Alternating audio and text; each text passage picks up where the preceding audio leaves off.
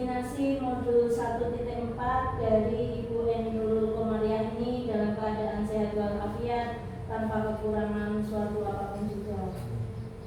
Sebelumnya izinkan saya untuk membacakan susunan acara pada hari ini.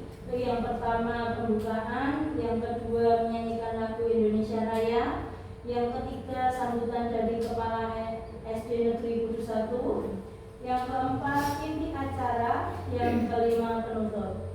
Bapak Ibu yang kami hormati, marilah kita buka acara pagi hari ini dengan bacaan basmalah bersama-sama. Bismillahirrahmanirrahim. Semoga dengan bacaan basmalah tadi acara ini dapat berjalan dengan lancar dan kita mendapatkan ilmu yang bermanfaat.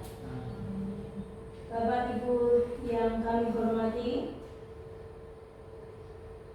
untuk acara yang selanjutnya yaitu menyanyikan lagu Indonesia Raya yang akan dipandu oleh Ibu Sri Wahyuni SPD. Kepada beliau kami silakan dan Bapak Ibu kami mohon berdiri.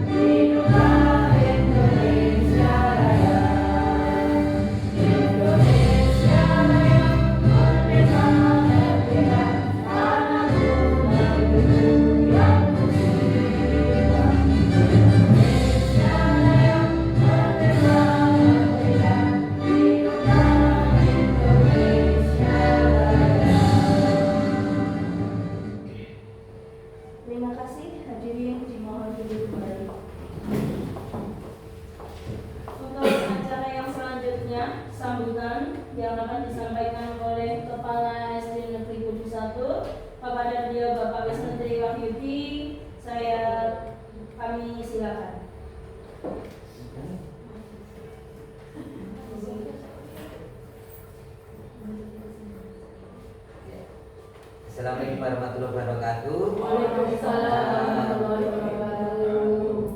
Selamat siang. Bapak Ibu Guru SD Kudus 1 yang kami hormati dan kami banggakan, yang kami cintai. Untuk pagi ini, siang ini, mari kita berdua dengan Tuhan Yang Maha Esa. Bahwasanya kita masih diberi kesempatan, kenikmatan untuk mengikuti acara diseminasi modul 1.4 dari rekan kita Eni Nurul Komariah untuk kegiatan proses kegiatan calon guru penggerak angkatan yang 11. Kiranya nanti apa yang diberikan Bu Nurul kepada kita semua nanti dapat berguna bagi kita semua, terkhusus untuk kemajuan pendidikan di SD Kudus 1. Itu harapan kami selaku kepala sekolah. Semoga SD kedepannya SD Kudus 1 lebih maju, lebih berkreasi, lebih berprestasi. Itu harapan. Mungkin dari saya segitu saja. Akhir kata, wassalamualaikum warahmatullahi wabarakatuh. Waalaikumsalam warahmatullahi wabarakatuh. Terima kasih atas sambutan yang sudah diberikan. Untuk acara yang selanjutnya yaitu inti acara diseminasi modul 1.4 oleh Ibu Eni Nurul Komariah. Kepada beliau saya persilakan.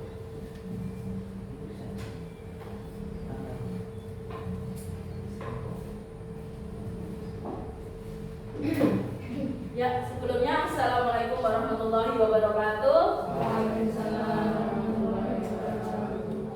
Terima kasih Bapak Ibu sudah hadir di siang ini untuk mendengarkan sharing ilmu atau sharing praktek baik tentang modul 1.4 itu tentang disiplin positif. Ya, sebelumnya di guru penggerak ini saya sudah 2 bulan, yaitu menyelesaikan modul 1. Yang pertama modul 1.1 tentang filosofi Ki Hajar Dewantara, yang kedua tentang nilai dan peran guru penggerak, yang ketiga visi guru penggerak, dan yang terakhir ini tentang budaya positif. Jadi nanti di sini saya akan berbagi tentang budaya positif yang telah saya dapatkan di guru penggerak. Nah, di tujuan pendidikan itu adalah menuntun segala kodrat yang ada pada anak-anak agar mereka dapat mencapai keselamatan dan kebahagiaan yang setinggi-tingginya, baik sebagai manusia maupun sebagai anggota masyarakat.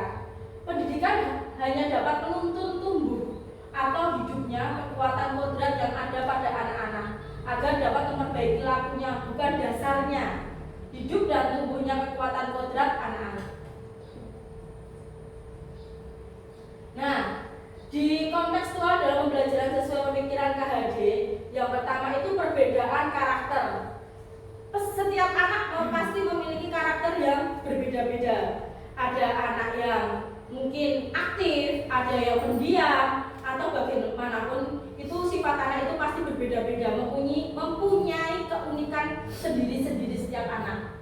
Jadi mulai saat ini dalam membimbing siswa, kita harus memperhatikan kodrat alam. Kodrat alam itu berarti yang dimiliki dari lahir anak itu. Kemudian kodrat zaman itu zaman kita. Sekarang sudah era digital, mari Bapak Ibu nanti kita bisa meningkatkan kompetensi kita tentang media pembelajaran yang inovatif sesuai dengan abad 21. Kemudian sehingga dapat memberi perlakuan yang sesuai karakter anak itu.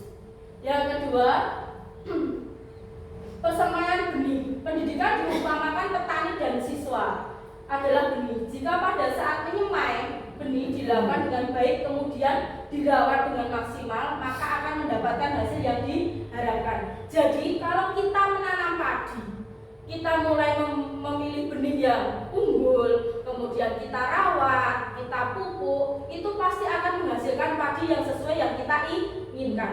Begitu juga dengan peserta didik. Apabila mulai dari awal itu kita tuntun, kemudian kita perlakuan sesuai kodrat alam dan kodrat zaman, insya Allah nanti output dan keluar dari SD ini pun juga akan bagus.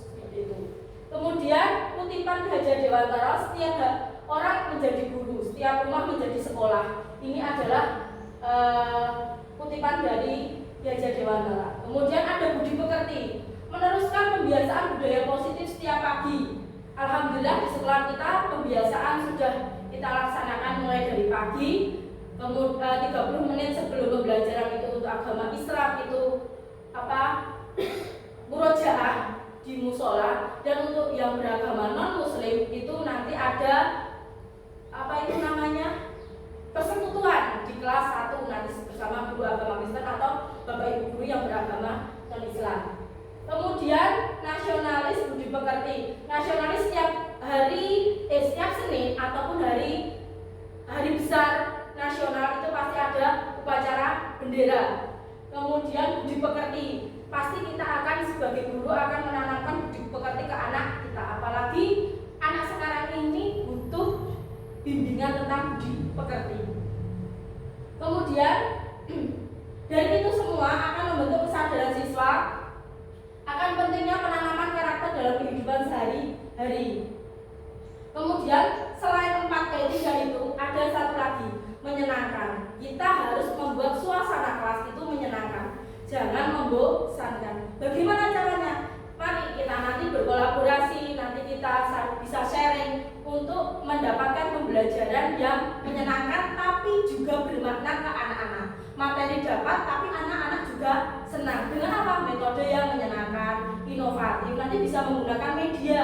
Media itu tidak melulu dengan IT, Bapak Ibu. Jadi nanti kita bisa memanfaatkan media yang ada di alam ataupun lingkungan di sekitar sekolahan. Seperti kalau kelas 4 itu ada pertumbuhan ya Mas ya. Ada tentang pertumbuhan. Nah, nanti kita ajak keluar, kita lihat mana daun, ini tangkainya yang mana, seperti itu. Jadi kita praktek langsung. Jadi anak itu perlu konkretnya itu seperti apa, seperti itu. Sekarang budaya positif. Apa itu budaya positif? Ada yang tahu budaya positif? Benar? Mungkin budaya positif apa benar? Kebiasaan baik. Ya, kebiasaan baik. Jadi budaya positif itu bisa kebiasaan baik. Nilai dan kebiasaan di sekolah yang berpihak pada anak agar mereka dapat berkembang menjadi pribadi yang kritis, penuh hormat dan bertanggung jawab sesuai dengan profil pelajar Pancasila. Budaya positif dapat diwujudkan dengan menerapkan konsep inti seperti disiplin positif, memahami motivasi perilaku manusia, posisi kontrol guru, membuat keyakinan kelas, serta penerapan restitusi masalah. Nah, ini tadi ada perubahan paradigma belajar. Nanti kita belajar itu disiplin positif, kebutuhan dasar manusia itu apa saja, terus motivasi perilaku manusia itu apa saja, terus kemudian restitusi posisi kontrol guru itu kita gimana sih nanti, kemudian keyakinan kelas, dan terakhir segitiga restitusi. Nah, perubahan paradigma belajar di dalam membangun budaya positif sekolah dapat menyediakan lingkungan yang positif, aman, nyaman agar anak mau berpikir, bertindak, dan mencipta dengan merdeka, mandiri, dan bertanggung jawab. Ini adalah mungkin visi dari kita, bisa menciptakan lingkungan yang positif, aman, nyaman, kayak gitu. Kemudian disiplin sangat berkaitan dengan kontrol guru terhadap anak. Lanjut, jika seorang guru dapat menerapkan nilai dan peran guru dengan baik, maka akan terwujudnya positif di sekolah. Budaya positif dapat terwujud dengan kolaborasi seluruh warga sekolah, bukan hanya kolaborasi antar guru dan anak. Jadi, di sini membutuhkan semua stakeholder yang ada di sekolah, baik kepala sekolah, komite, kemudian wali murid, guru, siswa, penjaga, ataupun yang lainnya. Jadi yang terlibat itu semua warga, tidak hanya guru dan anak saja. Kemudian salah satu tujuan perubahan visi adalah terwujudnya budaya positif di sekolah sesuai filosofi Ki Hajar Dewantara dan profil pelajar Pancasila. Mari kita coba bersama-sama untuk mengulas tentang disiplin positif. Nah, tadi perubahan paradigma baru teori kontrol atau ilusi kontrol menurut Dr. William Glasser. Ilusi guru mengontrol anak, ilusi bahwa semua penguatan positif efektif dan bermanfaat, ilusi bahwa kritik dan membuat orang merasa bersalah dapat menguatkan karakter, kemudian ilusi bahwa orang dewasa memiliki hak untuk memaksa. Apa makna disiplin? Nah, sekarang boleh ditulis apa itu makna disiplin, Bapak Ibu. Nanti bisa ditempel. Pakai betul.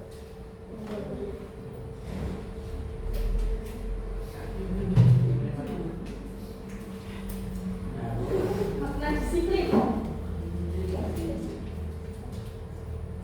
Ini makna disiplin ya, Bu.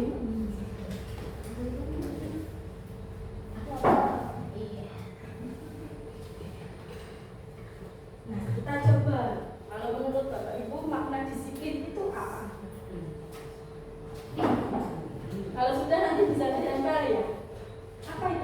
disiplin. Gak apa-apa salah, saya juga baru belajar. Nah, Menurut Pak Wisnu, makna disiplin itu adalah tepat waktu, tidak menunda pekerjaan dan tugas.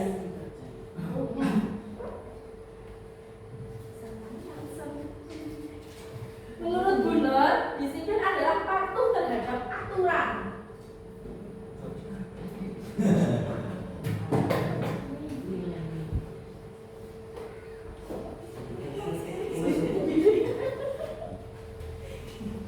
Disiplin adalah sama patuh dan taat pada aturan. Kalau Bu Nur tadi patuh, ini Bu Umi tambah taat. orang Saya dibeli dulu kok saya. Di situ lain. Kalau secara besok masuk mereka.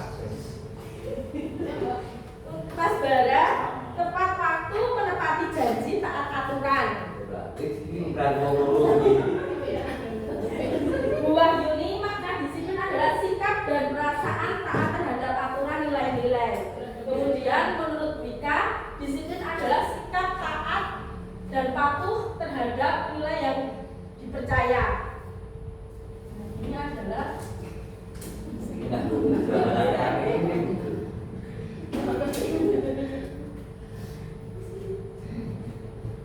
nah, itu adalah makna dari disiplin menurut Bapak Ibu. Mari kita lihat makna disiplin yang sebenarnya. Itu udah tadi. Disiplin atau disiplina berarti belajar. Namun dalam budaya kita makna disiplin telah berubah menjadi sesuatu yang dilakukan seseorang pada orang lain untuk mendapatkan kepatuhan. Ada ya tadi, Gunur tadi patuh, taat, bumi. Kecenderungan umum adalah menghubungkan kata disiplin dengan ketidaknyamanan, bukan dengan apa yang kita hargai atau pencapaian suatu tujuan mulia. Disiplin adalah kemampuan memerintah diri sendiri dalam mengontrol dan menguasai diri untuk memilih tindakan yang mengacu pada nilai-nilai yang kita hargai dengan penuh tanggung jawab tanpa perintah orang lain. Jadi ini tidak ada paksaan, tidak ada perintah, dan ini adalah tumbuh dari hati kita sendiri. Jadi seperti Pak Wisnu tadi, tepat waktu, tidak menunda pekerjaan, itu dari hatinya sendiri. Ya, boleh itu Pak. Jadi dari apa jawaban Bapak Ibu tadi banyak yang benar. Taat, patuh, terus tepat waktu, sama, hampir sama. Menepati janji, taat aturan, hampir sama. Jadi Bapak Ibu itu sebenarnya sudah tahu tentang disiplin. Cuma nanti penekanannya di sini, menguasai diri untuk bertindak sesuai dengan hati tanpa paksaan dan tanpa perintah orang lain. Itu adalah disiplin. Lanjut Mas. Nah, sekarang apa sih kebutuhan dasar manusia? Kemarin saya sudah meminta Bu Nur, Bu Umi, Pak Bara, Mas Fajar untuk mengisi angket yang semuanya itu hampir kebutuhan dasar manusianya itu membutuhkan kasih sayang. Kecuali Bu Umi ada kekuasaan. Jadi Bu Umi kemarin mengisi itu yang tinggi itu dibutuh kasih sayang dan kekuasaan. Untuk Pak Bara, Bu Nur, Mas Fajar kemarin kebanyakan dikasih sayang. Jadi apa sih kebutuhan setiap orang, kebutuhan dasar manusia itu? Kebutuhan setiap orang itu berbeda. Kita harus berusaha memahami pandangan orang lain tentang dunia. Setiap orang memiliki gambaran yang berbeda.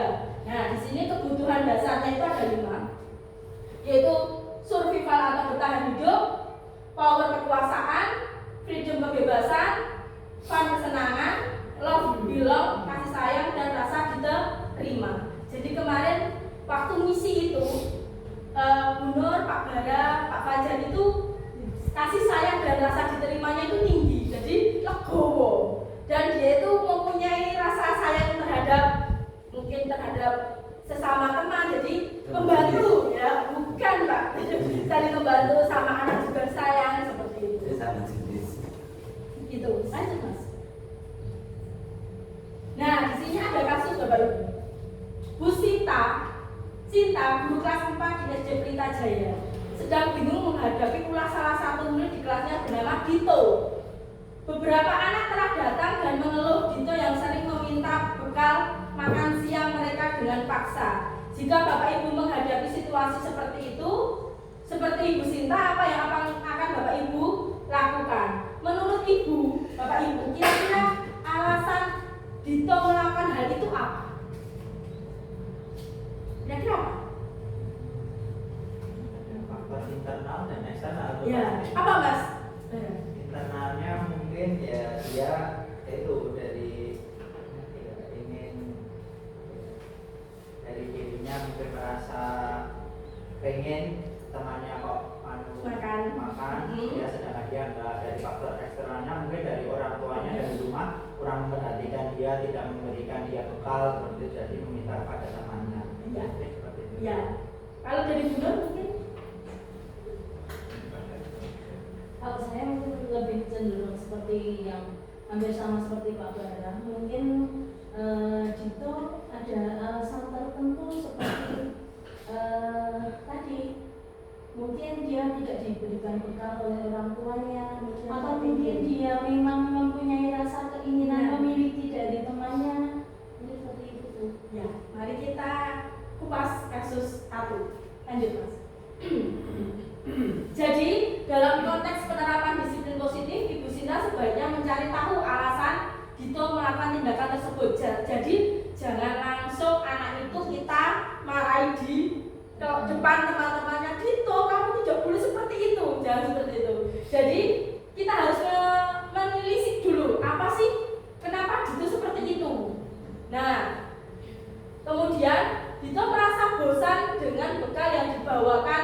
Oh, ternyata Dito itu merasa bosan dengan bekal yang dibawakan orang tuanya. Mungkin. Jadi kita mencari tahu, bawakan bekal yang sama. Tiap hari bekalnya nasi sama telur. Mungkin dia itu bosan. Aku telur terus. Itu ayam, Mbak. Minta temannya ayam. Nah, salahnya Dito dia tidak bilang sama temannya langsung ambil. Nah, dengan Dito merasa bosan dengan bekal itu merupakan kebutuhan dasar, yaitu dia itu kayak ingin bebas. Mosok begini kita terus kayak gitu. Bekalnya mosok mau telur terus kayak gitu. Kemudian Dito lapar dan orang tuanya tidak membawakan bekal. Nah, ini kan bertahan hidup. Aku luwe ning ibu ora ngawani maem. Jadi ini baru apa itu namanya? Mencari alasan. Jadi kita sebagai guru mungkin bisa menerapkan ini. Jadi tidak mungkin jawaban Dito yang mana kita kan nggak tahu. Jadi ini mungkin pertanyaan-pertanyaan yang bisa kita utarakan ke Dito.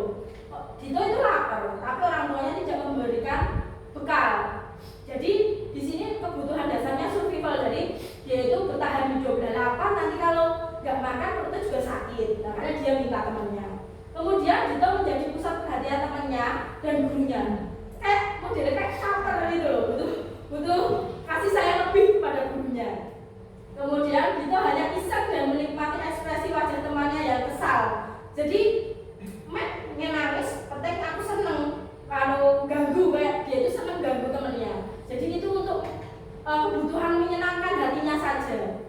Kemudian dia merasa hebat karena temannya jadi takut dan menuruti keinginannya. Dia itu ingin diakui loh, kayak aku pedih kayak gitu. Jadi itu adalah 5 kebutuhan dasar dari kasus satu ini. Semua perilaku memiliki tujuan. Teori motivasi perilaku manusia untuk menghindari ketidaknyamanan atau hukuman. Apa yang akan terjadi apabila saya tidak melakukannya? Untuk mendapatkan imbalan dari orang lain atau institusi. Apa yang akan saya dapatkan apabila saya melakukannya? Untuk menghargai diri sendiri, saya akan menjadi orang yang lebih yang seperti apa bila saya melakukannya. Nah, di sini apa yang akan terjadi apabila saya tidak melakukannya itu merupakan motivasi eksternal. Jadi ketidaknyamanan atau hukuman yang tidak saya lakukan itu adalah faktor motivasi eksternal. Kemudian internalnya apa? Ini, saya akan menjadi orang yang seperti apa bila saya melakukannya. Jadi menghargai diri sendiri, lebih ke menghargai diri sendiri. Itu adalah tujuan dari disiplin positif. Nah, nilai-nilai kebajikan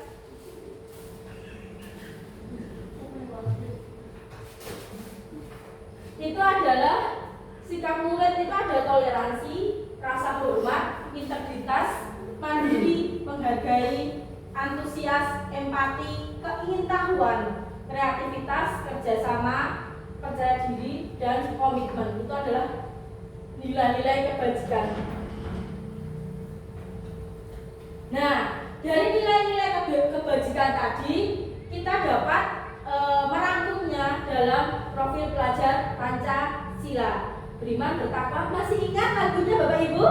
Mari kita nyanyikan bersama-sama. Yuk kita berdiri dulu biar tidak ngantuk.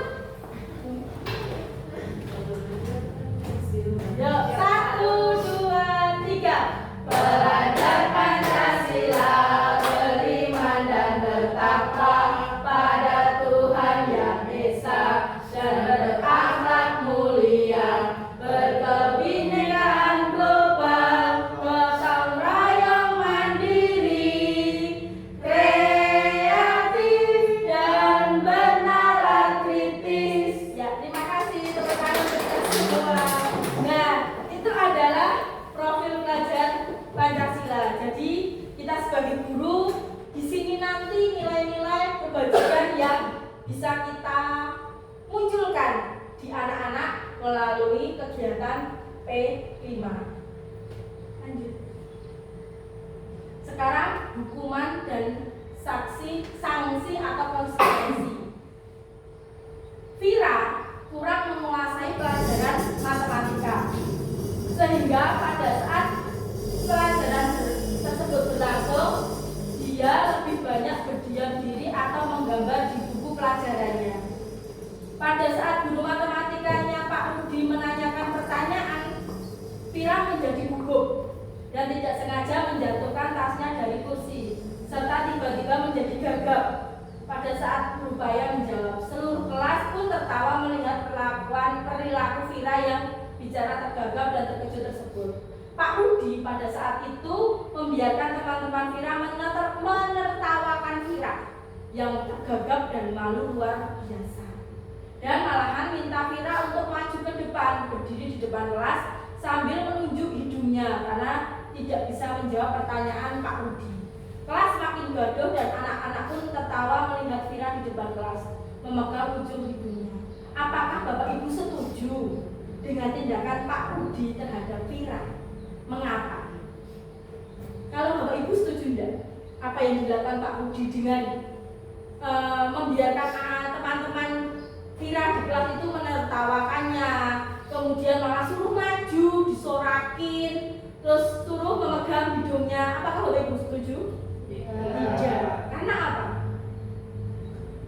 Bisa membuat Bisa membuat mentalnya down ya. Jadi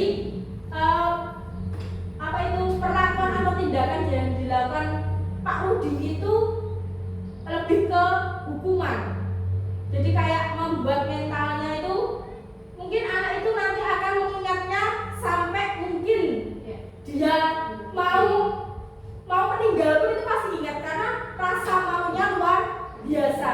Dan apabila teringat dengan temannya ataupun gurunya itu, pasti yang diingat langsung kejadian itu. Kemudian menurut Bapak Ibu, tindakan Pak Rudi terhadap Vira adalah sebuah hukuman atau konsekuensi? Hukuman. Karena apa? Sudah mempermalukan. Iya. Betul. Lanjut. Nah, hukuman dan sanksi konsekuensi. Nah, di sini ada contoh tentang sesuatu yang menyakitkan harus terjadi, itu termasuk hukuman. Terus sesuatu yang harus terjadi. Jadi konsekuensi itu kayak sudah kesepakatan. Jadi seumpama anak-anak ini ada PR IPAS halaman 1-3. Silakan dikerjakan. Apabila besok tidak mengerjakan, harus mengajarkan di luar kelas. Itu kan sudah ada perjanjian, ada kayak kesepakatan di kelas. Nah, itu termasuk konsekuensi. Jadi walaupun yang penting tidak fisik ya. Kemudian tidak nyaman untuk murid anak untuk jangka waktu panjang seperti Vira tadi kan itu akan membekas. Tidak nyaman untuk murid anak untuk jangka waktu pendek. Jadi kalau konsekuensi itu jangkanya pendek. Jadi nanti restitusinya apa? Menguatkan untuk murid anak dalam jangka waktu panjang. Jadi diberikan pengertian. Kemudian korban mendapatkan keadilan. Terus konsekuensi itu korban bisa diabaikan. Terus murid anak akan tersakiti. Kalau konsekuensi murid atau anak dibuat tidak nyaman, cuma tidak nyaman bukan tersakiti. Terus hukuman perilaku pasif agresif meningkat. Kalau konsekuensi penguatan hanya bertahan dalam jangka waktu pendek. Sistem tidak akan berjalan bila murid tidak takut, memerlukan monitoring dan supervisi terus-menerus dan dari guru. Itu adalah konsekuensi. Positifnya apa? Murid belajar bertanggung jawab untuk perilakunya. Berlaku hanya pada sebuah institusi, tidak berlanjut pada kehidupan nyata, membantu penerapan mengikuti peraturan dalam masyarakat, itu netral, fokus pada pemecahan masalah, itu adalah positif. Peraturannya adalah titik-titik kamu harus, jadi kayak di tak gitu loh. Ini kan aturannya, kamu harus mentaati ya, kamu harus begini, itu adalah hukuman. Apa peraturannya? Terus kalau konsekuensi apa? Apa peraturannya? Mampukah kamu melakukan? Terus kemudian gurunya pasti diakhiri dengan kata terima kasih. Sedangkan restitusinya apa yang kamu yakini? Apa kamu bisa melakukannya untuk memperbaiki masalah? Itu adalah restitusinya. Yang terakhir, murid itu akan membenci peraturan itu kalau hukuman. Sedangkan kalau konsekuensi akan menghargai atau menghormati karena itu sudah menjadi kesepakatan bersama. Kemudian restitusinya murid atau anak menghormati dirinya dan orang lain. Itu adalah hukuman dan sanksi atau konsekuensi. Nah, tadi sudah ada hukuman atau konsekuensi. Dari 1, 2, 3, 4, 5, 6, 7. Dari 7 ini mana yang termasuk hukuman dan mana yang termasuk konsekuensi. Nanti bisa ditulis saja, tidak apa-apa. Dibacakan aja nanti, dibacakan nomor 1 itu termasuk konsekuensi atau hukuman, nomor 2 juga begitu. Ya. Nomor 1 ya, lari mengelilingi lapangan basket 2 kali karena terlambat hadir di sekolah. Lari mengelilingi lapangan basket 2 kali karena terlambat hadir di sekolah. Itu termasuk hukuman atau konsekuensi. Nomor 2, membersihkan coretan yang dibuat di meja tulis. Membersihkan coretan yang dibuat di meja tulis itu termasuk konsekuensi atau hukuman. Yang ketiga, murid diminta untuk push up 15 kali karena tidak menggunakan masker ke sekolah. Itu termasuk hukuman atau konsekuensi. Nomor 4, menggantikan kertas tugas teman yang telah dicoret-coret. Menggantikan kertas tugas teman yang telah dicoret-coret. Kemudian berjemur di lapangan basket pukul 12 siang karena mengobrol dengan teman. Nomor 6, murid diminta bertelanjang kaki sepanjang hari karena tidak menggunakan sepatu warna hitam sesuai peraturan sekolah. Yang terakhir, berdiri di depan kelas sambil mengangkat kaki 1 karena tidak bisa menjawab pertanyaan.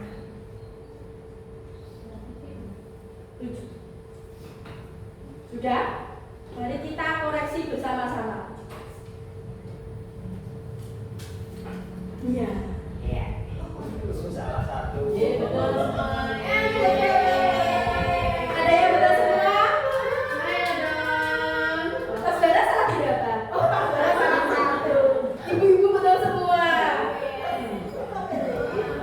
laki-laki serba salah. Oh, laki-laki serba salah. Jadi kenapa nomor 1 itu hukuman? Karena mengelilingi lapangan basket 2 kali. Itu termasuk hukuman fisik. Fisik itu termasuk hukuman. Kalau membersihkan coretan kan itu sudah konsekuensinya. Kenapa dia mencoret-coret? Makanya dia harus membersihkan. Itu konsekuensi. Murid diminta untuk push up 15 kali. Ya, itu kan juga fisik. Jadi hukuman. Menggantikan kertas tugas teman yang telah dicoret, nah itu ya konsekuensinya salah siapa mencoret. Dan berjemur jam 12, ya nggak apa-apa, boleh sih kita itu tapi jangan terus berjemur di lapangan jam 12 siang. Terus kenapa itu hukuman lagi? Bertelanjang kaki sepanjang hari. Nah nanti kalau dia nginjak benda tajam, kalau kenapa gimana? Terakhir, berdiri di depan kelas sambil mengangkat kaki 1 karena tidak bisa menjawab. Ini juga termasuk hukuman. Lanjut. Restitusi posisi kontrol. Nah, di sini posisi kontrol kita, bagi kita ya sebagai guru, itu ada sebagai penghukum, pembuat rasa bersalah, teman, pemantau ataupun manajer. Yang paling bagus itu sebagai manajer. Dan saya sendiri pun belum bisa untuk itu, baru berusaha untuk bisa menjadi itu. Lanjut, Mas. Nah, di sini ada sebagai penghukum, pembuat rasa bersalah, teman, pemantau, dan manajer. Guru berkata, menghadik, menunjuk-nunjuk, menyakiti, menyindir, itu adalah termasuk guru sebagai penghukum. Jadi apabila kita seperti itu, berarti kita itu secara tidak langsung adalah menjadi seorang penghukum. Kemudian berceramah dan mengatakan seharusnya titik-titik ibu kecewa, itu adalah membuat rasa bersalah kepada anak. Teman membuktikan alasan-alasanmu untuk muridnya. Jadi kita mencari pembuktian tentang masalah anak itu. Pemantau menghitung dan mengukur masalah itu. Jadi dipantau dulu sebelum dipanggil. Manajer mengajukan pertanyaan-pertanyaan. Jadi ya kayak observer, tanya pada anak kayak gitu. Terus kemudian kalau kamu tidak melakukan, awas ya, ada kata awas ya, rasakan. Nah, itu adalah guru sebagai penghukum. Kamu seharusnya kamu sudah tahu, ibu lelah sekali mengatakan, ibu stres. Nah, itu membuat rasa bersalah. Enggak ada. Teman, ayolah lakukan demi ibu. Masa kamu tidak mau? Ingat, ibu tidak pernah ibu pernah bantu. Jadi kayak mengungkit-ungkit seperti teman. Terus pemantau, apa peraturannya? Terus sebagai manajer, apa yang kita yakini? Apa yang kita bisa kerjakan untuk memperbaiki masalah ini? Nah, itu sebagai manajer. Hasilnya apa? Kalau penghukum, anak itu akan memberontak, pasti menyalahkan orang lain dan pasti apa? Berbohong. Ada satu kebohongan, pasti akan muncul kebohongan yang lain. Kemudian menyembunyikan atau menyangkal atau berbohong, itu membuat rasa bersalah. Kemudian ketergantungan, itu kalau sebagai teman. Terus pemantau menyesuaikan diri bila diawasi. Kalau tidak, ya pasti melakukan kembali. Yang terakhir, manajer. Nah ini menguatkan pribadi. Terus kaitannya dengan dunia berkualitas, murid meletakkan guru di luar dunia berkualitas. Terus murid meletakkan guru di dalam dunia berkualitas. Murid meletakkan guru di sebagai orang yang sangat penting di dunia berkualitas. Di pemantau, murid meletakkan guru peraturan dan hukum di dunia berkualitas. Dan yang terakhir, murid meletakkan dirinya sebagai individu yang positif dalam dunia berkualitas. Ini adalah posisi kontrol guru. Ada 5 juga, seperti kebutuhan dasar tadi, ada 5. Lanjut, Mas. Nah, ini saya kecewa, ada contoh. Saya kecewa sekali dengan kamu. Itu adalah membuat rasa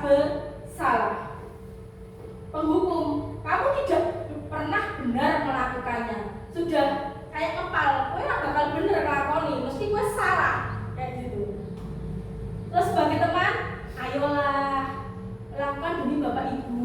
Ayolah, kamu berusaha, kamu gak kasihan sama Bapak Ibu. Nah, itu termasuk teman. Terus pemantau, apa kamu mau mendapatkan stiker bintang hari ini? Ngerayu. Terus kemudian, bagaimana kamu bisa menyelesaikan masalah ini? Itu sebagai manajer.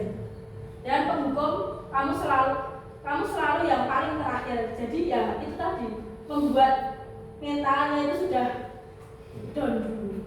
Lanjut. Nah, keyakinan keras. Saya yakin Bapak Ibu sudah pernah membuat keyakinan keras, dan saya lihat di kelas-kelas itu sudah ada keyakinan keras. Nah, keyakinan keras itu intinya itu kesepakatan yang dibuat bersama dan diyakini bersama untuk dilakukan di dalam kelas. Apa yang jadi untuk ya kita buat bersama-sama seperti itu. Nilai kebajikan universal yang disepakati bersama secara universal, lepas dari perbedaan agama, suku, negara, dan bahasa. Jadi tidak ada perbedaan. Menurut Bozen, suatu keyakinan akan lebih bermotivasi seseorang dari dalam atau intrinsik seseorang akan lebih bersemangat untuk menjalankannya. Jadi gini, keyakinan itu anak itu menjalankan itu tidak ada rasa terpaksa. Kenapa? Itu adalah usul dari anak-anak sendiri. Jadi anak-anak itu nanti membuat dulu, kemudian nanti ditempelkan di depan, Bapak Ibu guru baca, mana saja yang disepakati diambil dari seumpama kayak kemarin tempat saya ada 25 anak-anak membuat sendiri, ditempelkan, kemudian kita pilih yang sama-sama jadikan satu.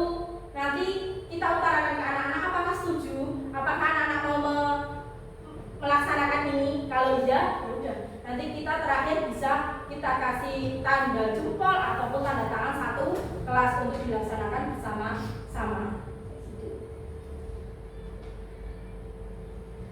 Nah, keyakinan kelas bersifat lebih abstrak daripada peraturan yang lebih rinci dan konkret. Keyakinan kelas berupa pertanyaan universal.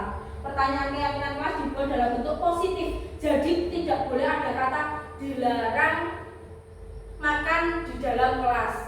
Jadi di kata-kata itu diganti kalimat positif. Jadi tidak boleh ada kata dilarang, tidak boleh kayak gitu. Jadi kata-kata positif. Keyakinan kelas hendaknya tidak terlalu banyak sehingga mudah diingat dan dipahami. Jadi kalau 25 siswa juga jangan keyakinan kelasnya 25, ambil 10 ataupun 8 gitu. Kemudian keyakinan kelas sebenarnya sesuatu yang dapat diterapkan di lingkungan tersebut. Semua warga kelas berkontribusi dalam pembuatan keyakinan dan bersedia meninjau kembali keyakinan kelas dari waktu ke waktu. Itu adalah pembentukan keyakinan kelas. Nah, ini ada peraturan. Selalu kembalikan ke buku ke tempatnya. Itu peraturan. Keyakinan kelasnya nilai yang kebajikannya apa? Tanggung jawab. Ya kan? Kalau anak-anak itu meminjam atau meminjam barang entah apapun, itu harus mengembalikan di tempatnya. Itu adalah tanggung jawab. Dilarang mengganggu orang lain itu sebenarnya bisa diganti dengan kalimat positif. Jadi jangan dilarang mengganggu. Terus itu nilai kebajikannya adalah menghormati orang lain dan diri sendiri.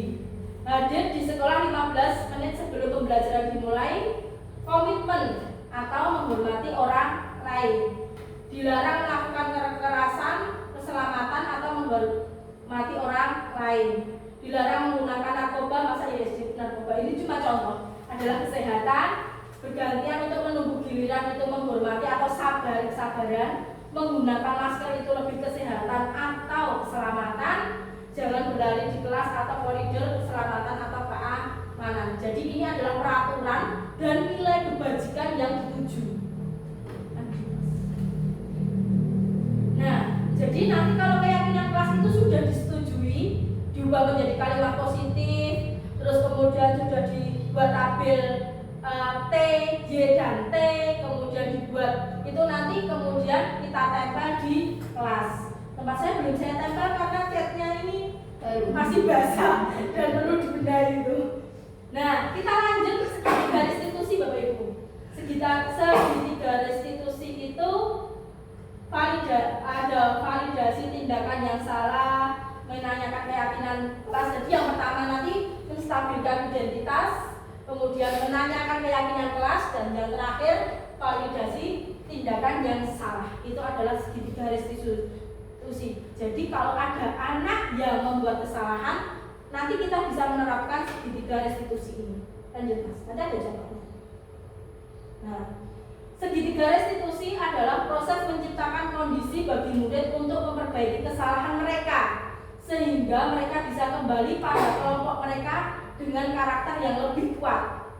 Melalui restitusi, guru dapat membantu murid menjadi lebih memiliki tujuan, disiplin positif, serta memulihkan dirinya setelah berbuat salah. Membuat murid untuk jujur pada dirinya sendiri dan mengevaluasi dampak dari kesalahan yang dilakukan, dan yang terakhir memberikan penawaran, bukan paksaan. Jadi nanti kita buat pertanyaan-pertanyaan yang bisa menggali anak itu berkata jujur seperti itu. Lanjut Mas. Nah, nanti tahapan awal itu menstabilkan identitas, yaitu apa? Berbuat salah itu tidak apa-apa. Ya kan? Kita kan pasti manusia, pasti pernah berbuat salah ya. Nah, tapi apa? Tidak ada manusia yang sempurna. Saya juga pernah melakukan kesalahan itu. Jadi untuk anak itu biar nanti tidak merasa bersalah dulu, kita stabilkan identitasnya dulu. Kita bisa menyelesaikan masalah ini. Bapak Ibu tidak tertarik mencari siapa yang salah, tetapi mencari solusi dari permasalahan ini. Jadi jangan langsung, apa yang kamu lakukan? Kamu baru mau buat, kamu bakal jangan seperti itu. Pasti anak itu nanti akan takut dan pasti akan berkata bohong. Terus kemudian kamu berhak merasa begitu. Jadi nanti kita stabilkan dulu dengan kata-kata tidak apa-apa. Semua orang pasti pernah melakukan kesalahan. Nah, sekarang ibu guru tidak akan mencari kesalahan, tetapi kita mari mencari solusi bersama seperti itu. Lanjut Mas. Nomor 2, validasi tindakan yang salah. Kamu pasti punya alasan mengapa melakukan hal itu. Jadi ditanya dulu alasannya apa. Jangan langsung disalahkan anaknya itu, jangan langsung disalahkan, tapi ditanya dulu alasannya kamu melakukan itu apa, kayak gitu. Terus kamu patut bangga pada dirimu sendiri karena kamu telah melindungi sesuatu yang penting buatmu. Jadi kita validasi tindakan yang salah itu dulu. Lanjut Mas. Dan yang terakhir yang ketiga menanyakan keyakinan kelas. Apa nilai-nilai umum yang telah kamu sepakati? Jadi kita kembalikan keyakinan kelas yang kemarin kita sudah buat. Nah, nanti kita tanyakan di sini. Apa bayangan kita tentang kelas yang ideal? Kamu mau jadi orang seperti apa? Jadi mungkin bisa pertanyaan, apakah kamu masih ingat dengan keyakinan kelas yang telah kita buat? Nah, nanti anak menjawab, ya Bu, masih apa? Terus dijawab, nah, apakah Mas atau Mbak mau memperbaiki keadaan ini menjadi lebih baik? Nah, kan dijawab mau, seumpama mau.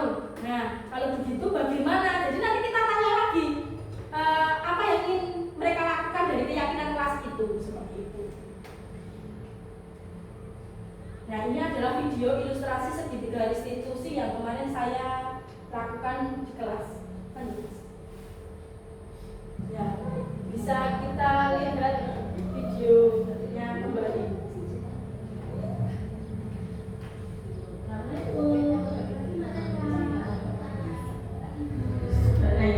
Saudara tahu jam berapa?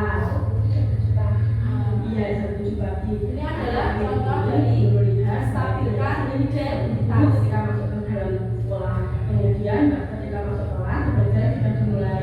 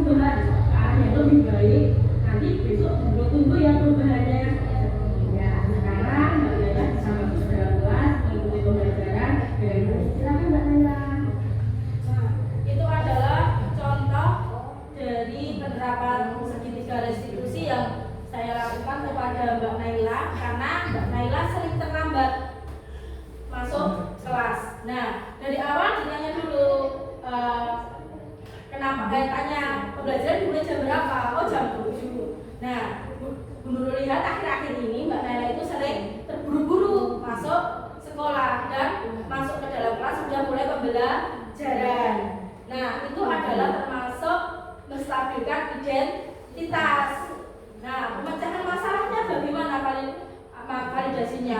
Ya udah ditanyain alasannya apa? Oh, membantu ibu. Jadi bilangin, iya membantu ibu itu merupakan perbuatan sangat teruji. Tetapi Mbak Naila bisa kok membantu ibu juga datang tepat waktu.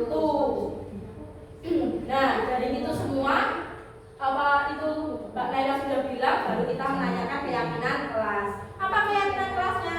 Tidak datang terlambat dan dapat membagi waktu. Dengan begitu apakah Mbak Naila dapat memperbaikinya?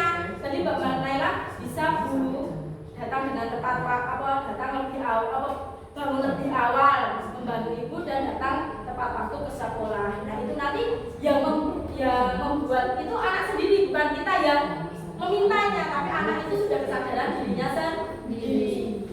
Selanjutnya tadi terakhir adalah bertanya, kalau besok itu Mbak Naila datang tepat waktu apakah ada masalah? Jadi sudah ada solusi, ditanyakan bisa enggak? Oh tidak Bu, berarti Mbak Naila besok akan berangkat tepat waktu dan kita berterima kasih, jangan lupa tetap apresiasi, berterima kasih menunggu kedatangannya untuk dapat datang tepat waktu. Itu adalah sedikit materi disiplin positif, segitiga restitusi, kebutuhan dasar, paradigma perubahan, dan terima kasih kepada Bapak Ibu sudah meluangkan waktunya untuk mendengarkan sedikit materi yang saya dapatkan di guru penggerak. Kurang lebihnya saya mohon maaf. Akhirul kalam, wassalamualaikum warahmatullahi wabarakatuh. Waalaikumsalam warahmatullahi wabarakatuh. Terima kasih atas diseminasi yang luar biasa dari Ibu Eni Nurul Komariah. Semoga itu bisa menjadikan acuan kita dalam melaksanakan tugas menjadi guru yang hebat. Kita tidak harus kita bisa menerapkan disiplin positif kepada anak-anak kita agar anak-anak bisa menjadi anak-anak yang sesuai dengan harapan kita, bisa sesuai dengan profil pelajar Pancasila yang diharapkan di kurikulum Merdeka.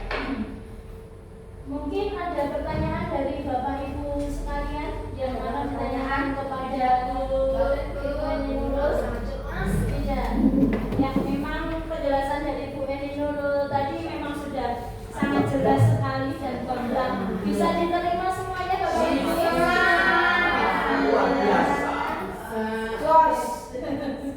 Oke, Bapak Ibu yang berbahagia, karena acara demi acara sudah kita lalui bersama. Ini tibalah kita di penghujung acara. Kami mengucapkan terima kasih banyak kepada Bapak Ibu yang sudah berkenan hadir dan mengikuti kegiatan diseminasi disiplin positif kali ini. Mohon maaf apabila ada tutur kata